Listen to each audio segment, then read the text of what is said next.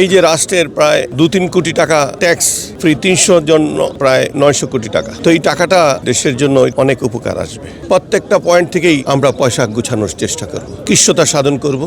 আমি অত্যন্ত কি বলবো, এটা যুগান্তকারী একটা সিদ্ধান্তকে স্বাগত জানাই।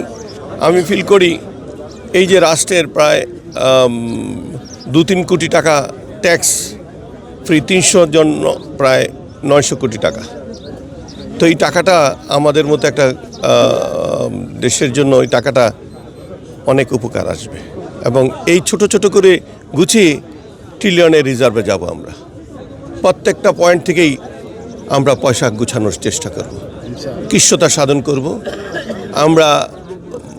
আপনি এটা তো একটা দেখলেন, দেখবেন এক পাশের মধ্যে আরও কি কাটচাট করছেন উনি।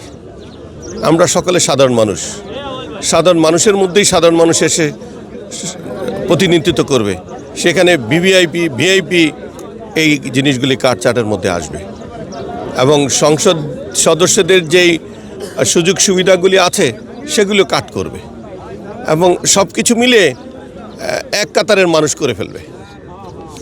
আমরা বিশ্বাস করি রাষ্ট্রের অপচয়গুলিকে যদি প্রোটেক্ট করা যায়, রাষ্ট্র 50% এভাবে এগিয়ে যাবে।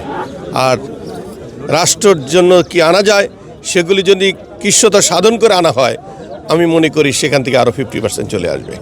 রাষ্ট্র, আমার দেশের আয় দিয়ে রাষ্ট্র চালানো সম্ভব যদি আমরা রাষ্ট্রকে ভালোবাসি। আজকে তার বহিঃপ্রকাশ আমাদের দলনেতা আগামী বাংলাদেশের প্রধানমন্ত্রী তারেক রহমান যেই প্রস্তাব করেছেন, এই প্রস্তাবের মধ্যে দিয়ে প্রকাশ হচ্ছে যে আমরা একটা নতুন বাংলাদেশ গড়ার পথে আগাচ্ছি ইনশাআল্লাহ।